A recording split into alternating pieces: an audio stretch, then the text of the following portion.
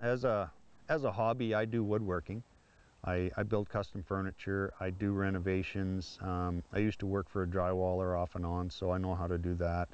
So I can do a small renovation or build an addition on the house, and do the drywall and do all the finished carpentry and stuff like that. I get a real sense of satisfaction out of doing that. You take the raw lumber and you plane it down and you joint it and do all the stuff it takes to build all the different pieces, and then you get to put them all together, and it's really kind of nice being able to work with your hands and take 2 or 3 days when your time's off, and it's very satisfying. My favorite music would probably be country and western. I like the 70s stuff that I grew up with. It just never kind of goes out of date. I like a little bit of everything, but if I had one thing, it'd be country. The movies I like to watch are something that's got some action to it. I like the good action movies. The Kill Bill are pretty good. They're a little bit hokey sometimes, but the mindless movies where you can sit down and watch people beat the crap out of each other, they're kind of cool. A lot of the old Charlie Bronson westerns were pretty good. I like anything that's got some action to it. Clint Eastwood, yeah, the Dirty Harry movies were always pretty good. The old spaghetti westerns, Fistful of Dollars, and The Good, the Bad, and the Ugly. The music was the best part about those, but they were awesome for just watching. You didn't have to think about much because there was no real story to it, but it was good. I got basically into tracking by hunting. When I was cowboying and stuff, you'd ride up a valley and it's a lot of bush and stuff. You'd watch the trail for cow prints, and if there were no tracks there, nothing fresh, then there's no real sense going up that coulee, so you'd go to the next one. So that kind of led into guiding and hunting for different animals, and then I get into guiding for big game up in the north and different provinces and stuff. And you have to know the tracks of each different animal and know kind of where they're going and what they might be doing, and what the different tracks mean. Then I get into search and rescue, and I wanted to help the community, and I thought it was a worthwhile cause, and got in there, and then I did the man-tracking courses, and I thought it was a very, very worthwhile thing that somebody could go ahead and use their skills that they've accumulated for the whole lifetime and put it towards helping somebody else that's lost. So I got into doing the man-tracking thing, and it's all kind of come full circle now. I've spent a lot of time in the bush, and you've got to be very confident, and you've got to be very patient, and you've got to kind of understand that the country's kind of 3/4 unforgiving. It'll give back if you know where to look and stuff like that. And when people get lost, they go for a walk and then they take a shortcut or something like that, they get lost. The first thing that we find they do is they 3/4 panic. They start thinking, oh my God, it's getting dark and I have to run, and they run, and then they get tired, and then they get scared, and then they get cold, and they've been sweating, and then it gets cold. And we always, with search and rescue, they implemented a thing, it's called Hug a Tree. And it basically means when you get lost, if you're on a trail somewhere, grab a tree and stay there. The searchers are going to be on the trail looking for you. They're not going to be 300 yards off the trail near the creek looking for you. If you need water, go get it, but come back to a trail and stay put.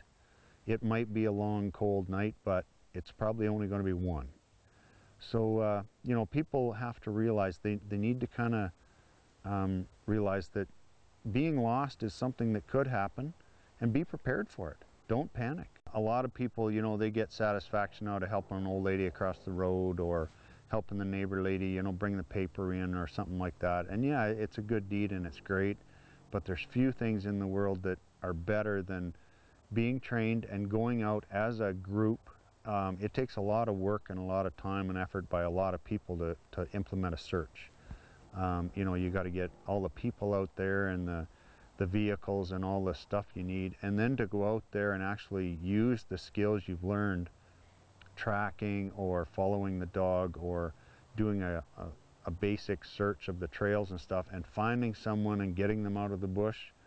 There's few things in the world that are going to compare to that. It's such a great feeling knowing that you helped somebody else, when they needed help. I can only imagine. We went to the Pine Lake tornado, and we were up there searching for people and stuff, and there's downed trees and trailers all over the place. And it was a great feeling walking around there knowing that if you found somebody, you could help them and you were there to do some good. And it's a great feeling. There's several things that make a tracker more successful than others. The one is being able to have the chance to spend time in the bush and to study and take the time and look at the tracks you're walking over. Study the different animals, where they travel, how they travel, when they get scared, where they run, and all that kind of stuff. There's a lot of training goes into learning to track people. And the first thing is the interpretation of the track. You got to find the track and then interpret what it means. You've got to be able to understand why those tracks are doing a certain thing. Not everybody can be a tracker. There's a lot of people out there that have taken the courses and they don't spend enough time in the bush to keep their skill level up there. There's a lot of people that are excellent trackers and they don't do very much. So there obviously is some natural ability that some people have that others don't, and it makes them a little better tracker. They don't have to practice as hard, just like schoolwork. Some kids, you know, math is easy and other kids have to work their ass off for it.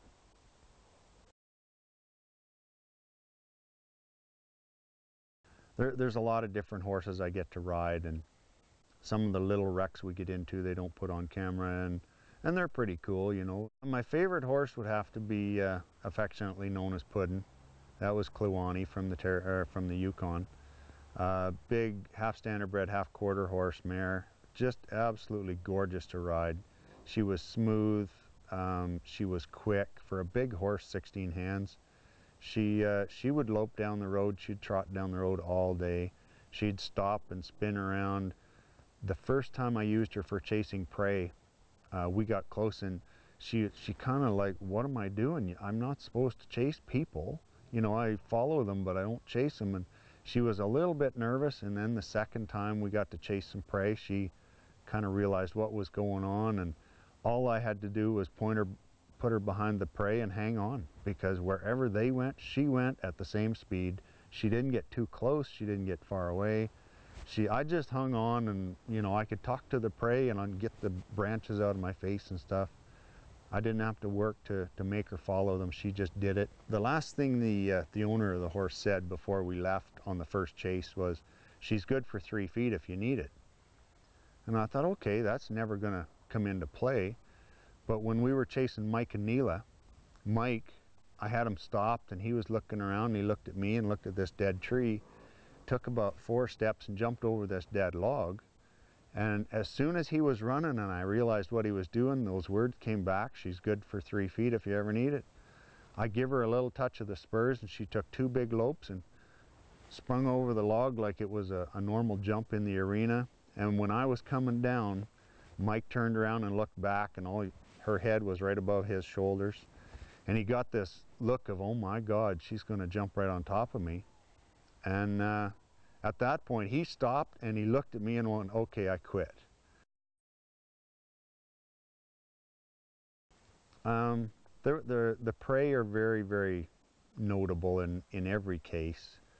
You know, there's the 2 girls that kind of danced on the road, and the 2 Olympic guys, they busted their hump through all that downfall, that dead stuff, and you know, they were in pretty good shape, and I hope I never meet another pair in that good a shape.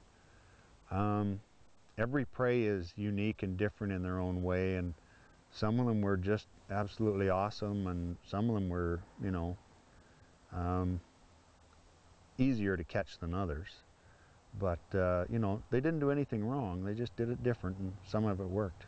Also with Erica and Kendall, they were very, very, God, I don't know what the word is, but they made a recording. She had recited the poem of Sam McGee, which is like 3 days long.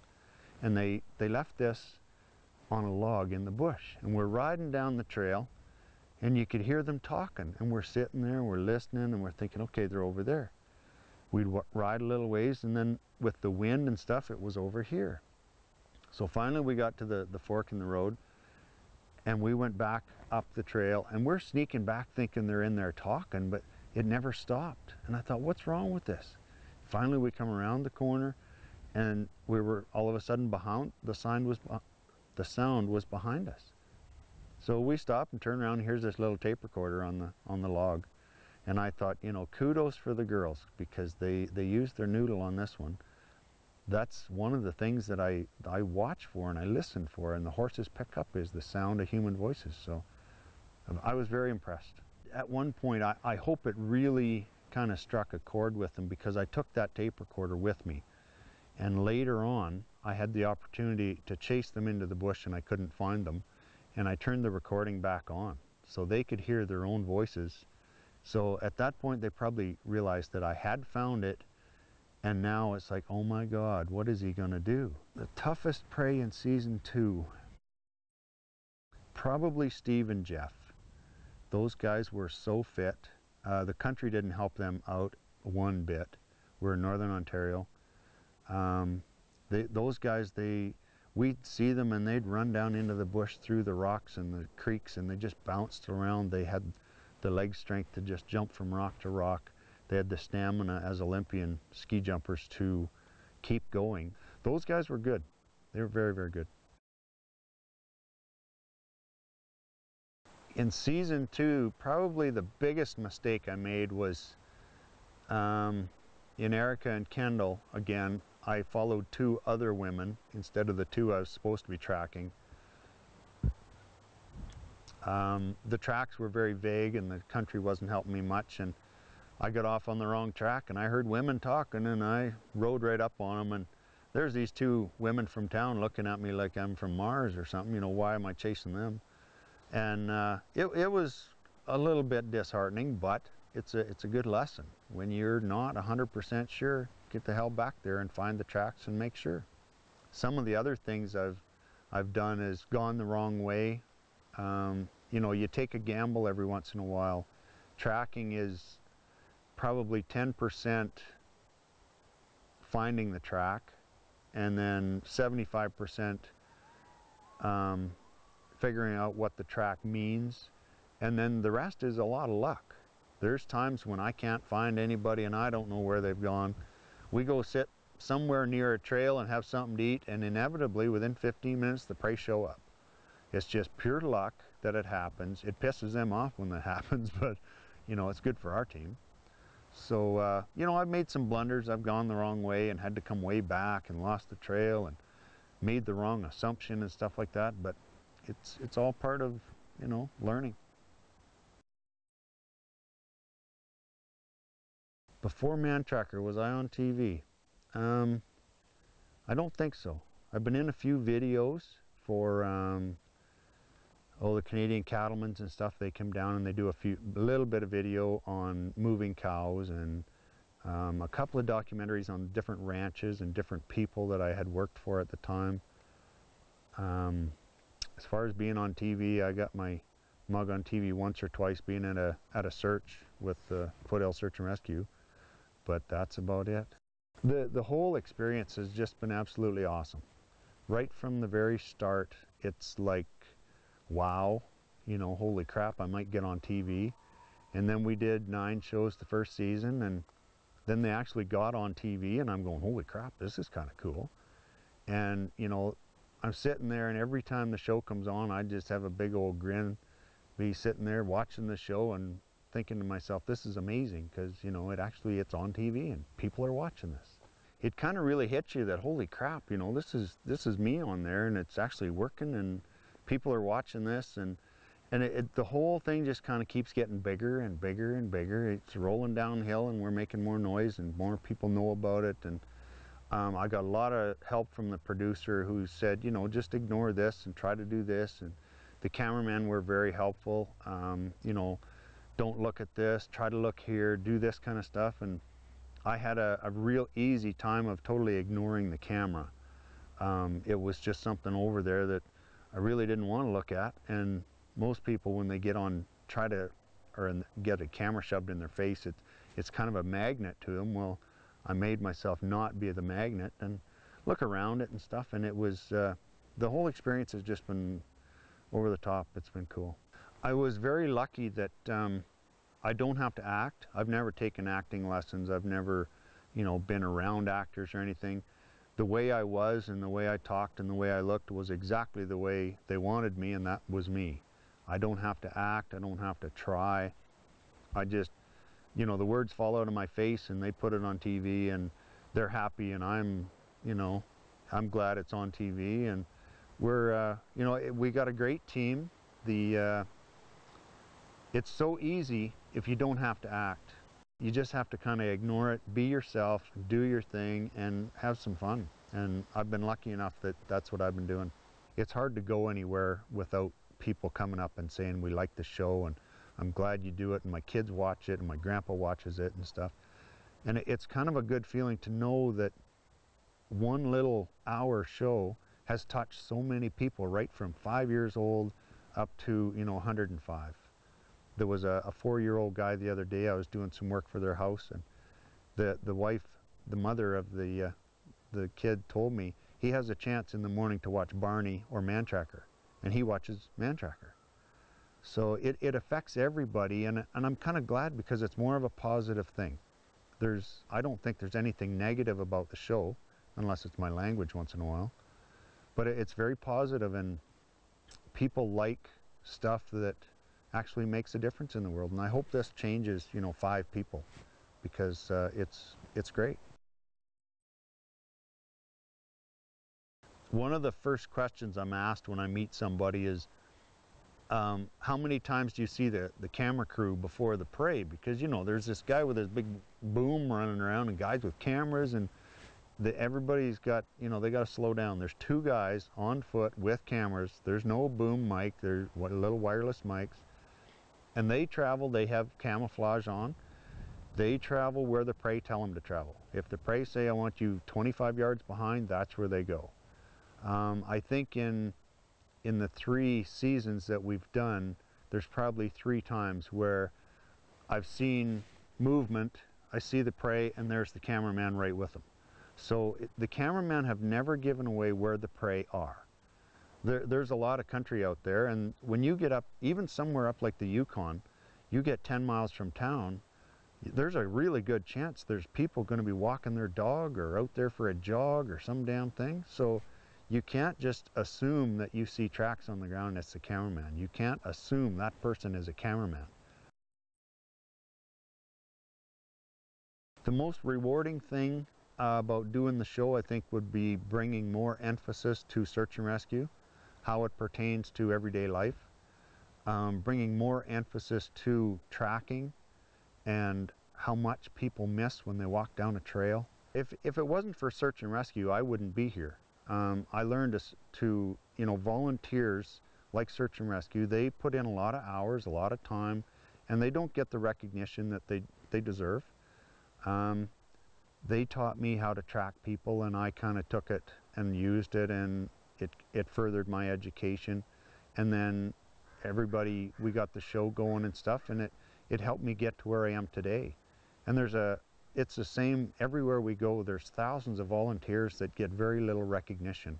If I had to pick one dedication to dedicate the whole show to, it would be the search and rescue volunteers and all of the people that go out in the bush and spend the time and try to help other people, and I hope it does make some kind of a difference.